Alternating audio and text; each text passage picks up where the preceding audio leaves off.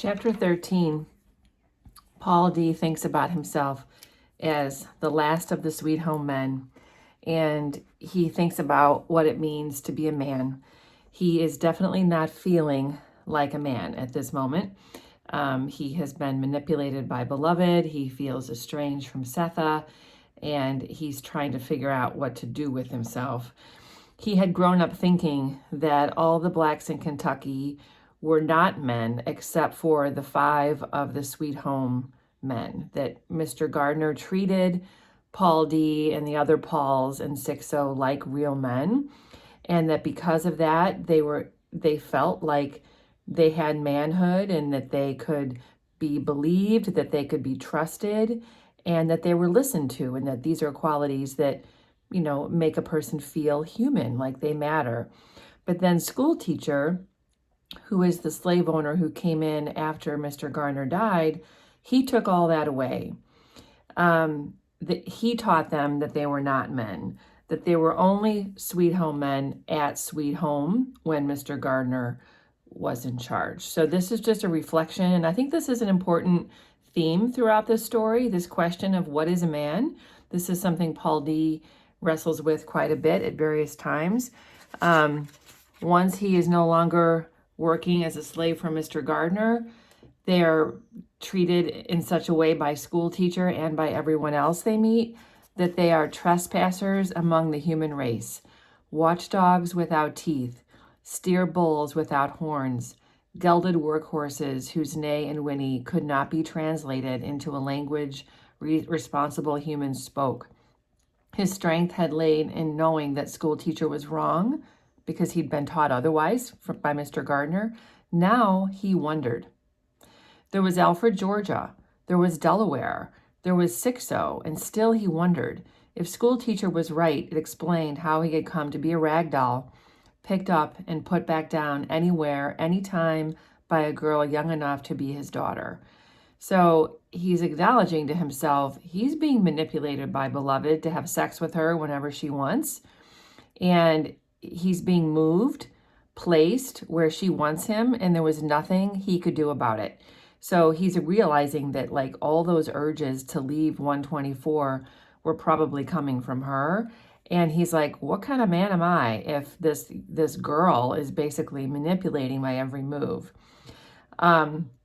He thinks about, what kind of man he was before he got to 124, that he had, run away from the prison camp and, gotten himself all the way north to Delaware, and that he had endured terrible torture sleeping in that box, all these things he did. And now he can't even manage to be comfortable in 124. He's feeling great shame. So these are important ideas here that you might be quizzed upon or that will be discussed in class. Paul D. could not command his feet, but he thought he could still talk.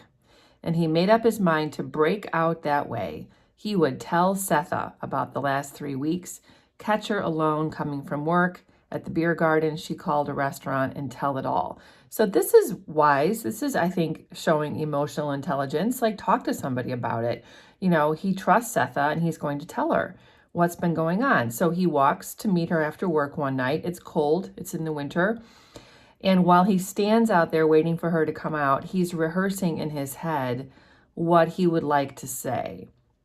He's going to tell her that he's not the man he wants to be, that, he's being manipulated by beloved, that she's doing it, that, he doesn't want to be doing what he's doing with her. He has all this plan in his head.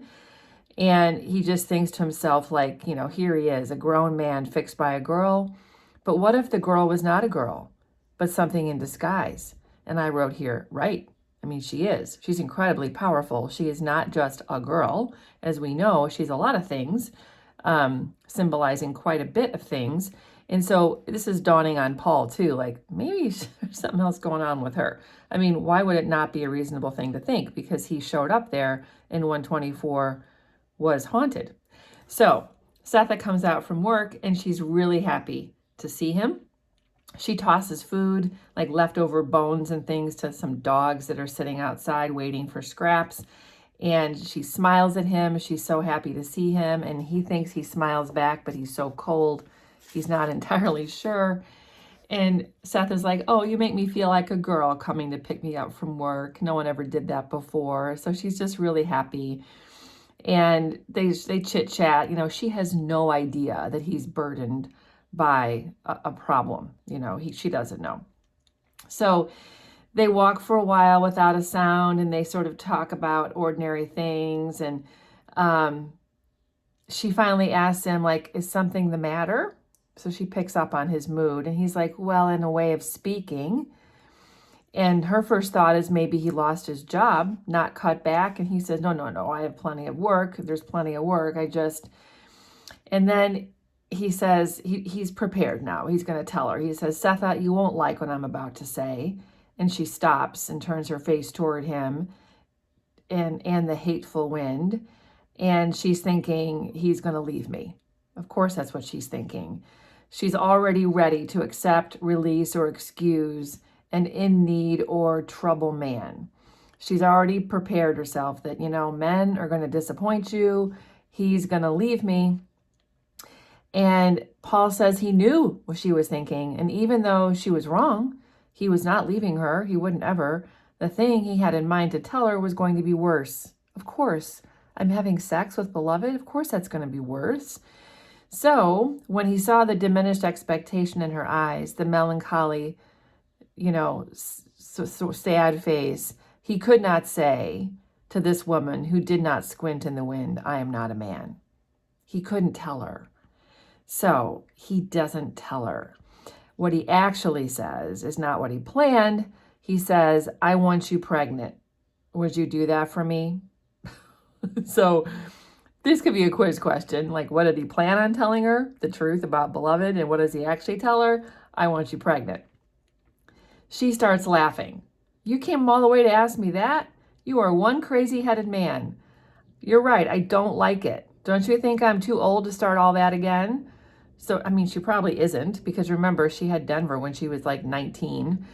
And Denver's now like, what, 18 or something? So, you know, she's older for sure, but she's not probably too old to have children. And he's like, well, just think about it, you know, and they kind of walk along. And the more she thinks about it, the more she doesn't like the sound of it. So there's a lot of references here to nature again. As they're walking, they pass other people. Half an hour later, when they reach the city's edge, Sethe and Paul D resume catching and snatching each other's fingers, stealing quick pats on the behind. So they're being sort of playful and flirty, but they don't do it in front of other people they're passing in the street. That's an important thing to notice, that when they're passing other people, white or black, they're very proper. Resolve, he thought. That was all it took, and no motherless gal was going to break it up. He's like, I just have to be stronger. So Paul D looks at the black trees lining the roadside, their defending arms raised against attack. So he's identifying with the trees, like he needs to raise his arms against attack from beloved. Softly, suddenly, it began to snow, like a present come down from the sky. So just remember that rain is cleansing. It signals like a renewal or a rebirth. Well, snow does the same thing. This is symbolic of hope, that there's going to be some shift in their relationship. Things are going to get better. And even Sethe says mercy. This is a sign of mercy, of compassion from God, from nature. So down come the dry flakes. So again, not wet and stinging, but dry, fat and heavy, to crash like nickels on stone. It always surprised him how quiet it was. Not like rain, but like a secret, which of course he and Sethe have a secret, like they're falling in love. He also has a secret. He's dealing with beloved. But they get excited and happy, and they joke about running back to the house. And she's like, I can't run. And so Paul puts her on his back and runs with her. And finally they stop. And Sethe says, you need some babies, somebody to play with in this snow. Sethe secured her headcloth. Paul D smiles. And Paul's like, I would like to try. I need a willing partner though. And Seth is like, yeah, very willing. So Seth is not really so sure she wants to have children. Then here comes Beloved floating toward them. Again, just like creates like a supernatural image. Barely visible in the drifting snow was a figure, and although it was the same figure that had been meeting Sethe for 4 months, so complete was the attention she and Paul D were paying to themselves, they both felt a jolt when they saw her close in. I'm thinking of her almost as an it at this point. This is very ominous. Beloved did not look at Paul D. Her scrutiny was for Sethe. She's like, why are you with him? Why are you paying attention to him? Sethe's oblivious. She's like, oh, you crazy girl, you should have a coat on. And so she takes her headscarf and she wraps it around her shoulder. You got to have more sense than that. And then she starts to walk with Beloved, and Paul falls behind them, and he's walking behind them, and he feels icy cold in the place Sethe had been before Beloved came. Trailing a yard or so behind the women, he fought the anger that shot through his stomach all the way home. That's such a great description. When he saw Denver silhouetted in the lamplight at the window, he could not help but thinking, and whose ally are you? You know, like, are you also team Beloved? Or are you team Sethe and Paul? It was Sethe who did it, unsuspecting surely. She solved everything with one blow. Thank God. So honestly, Paul D was right. Just talk to her in some way or another. I mean, Sethe still doesn't know the truth, but she knows something. And she says, now I know you're not sleeping out there tonight, are you, Paul D? And she smiles at him, and like a friend in need, the chimney coughed against the rush of cold shooting in from the sky. The window sashes shuddered in a blast of winter air. Paul D looked up from the stew meat.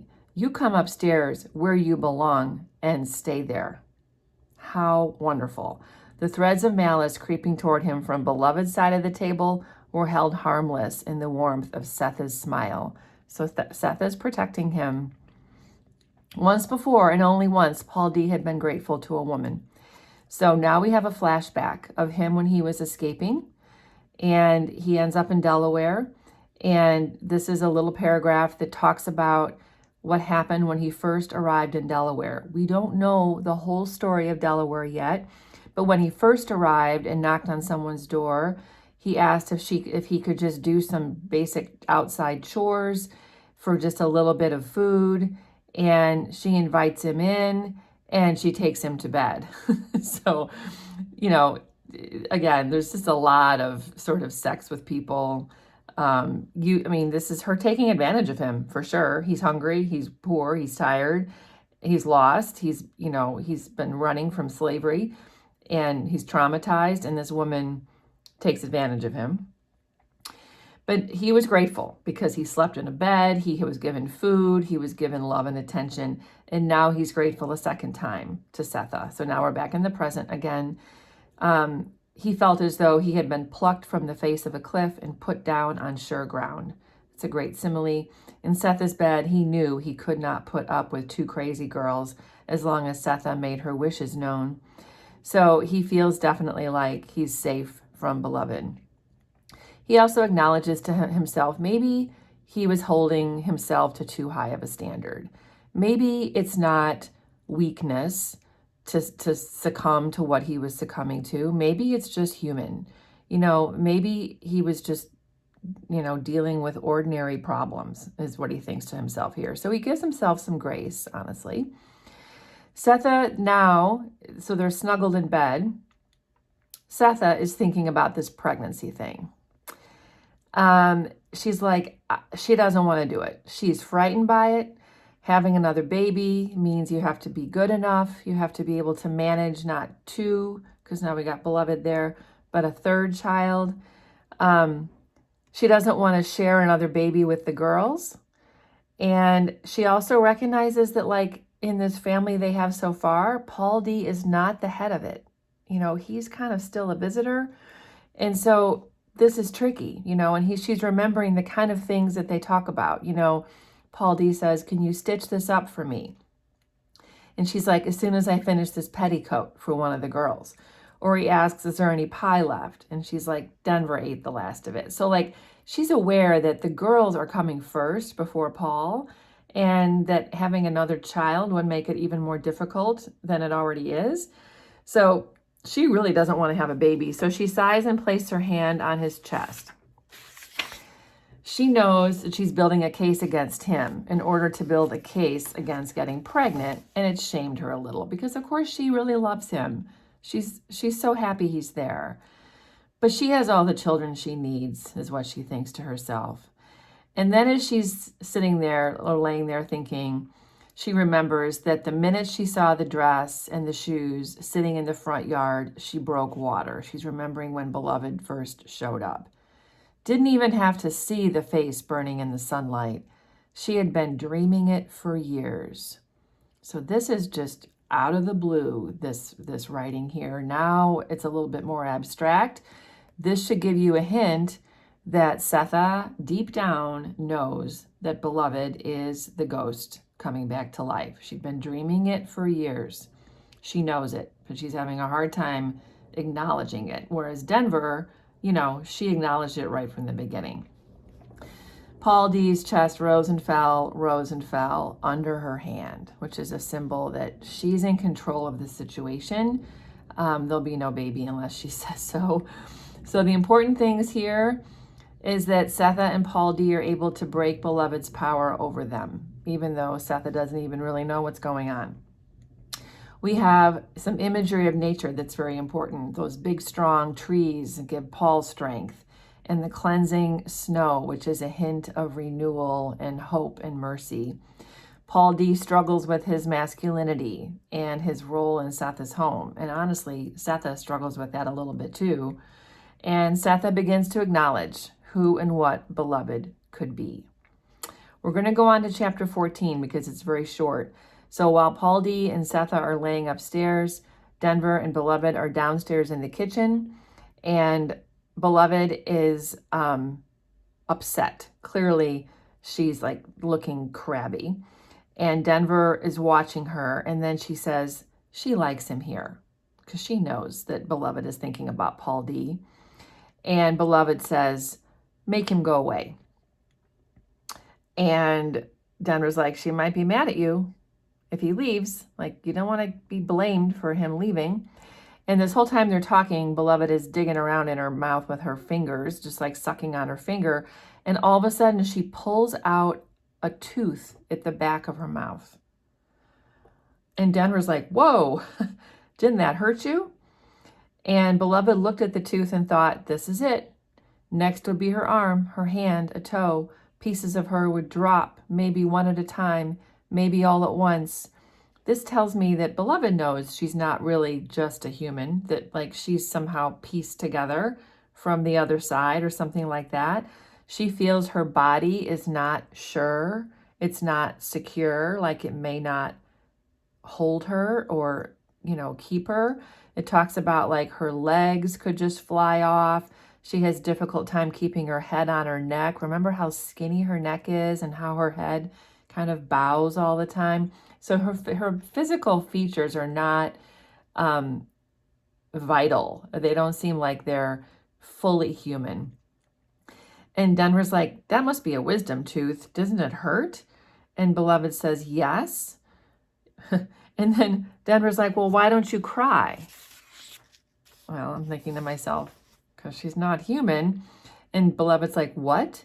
If it hurts, Denver said, why don't you cry? And then she did, like, oh, I'm supposed to cry. So she sits there holding a small white tooth in the palm of her smooth hand, like not even fully human. She cried the way she wanted to when turtles came out of the water, one behind the other, right after the blood-red bird disappeared back into the leaves. The way she wanted to when Sethe went to him standing in the tub under the stairs.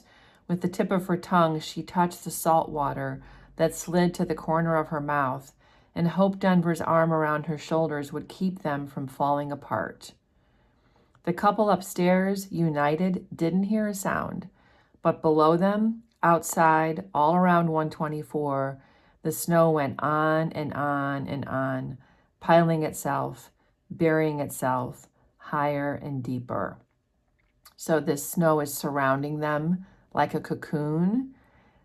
That could be seen as a good thing, helping them to become a family, helping them come together, or protecting them in some way. But beloved does not seem to be in sync with this at all. This makes me wonder if it's going to somehow trap her. There's just a lot of imagery here that I think it's just good to allow yourself to think about it and not necessarily even have an answer, but just like, what does all this mean? These are great things to talk about in class. And I think it's a good idea just to write some notes to yourself, like, what might some of these images mean? What might happen to beloved next?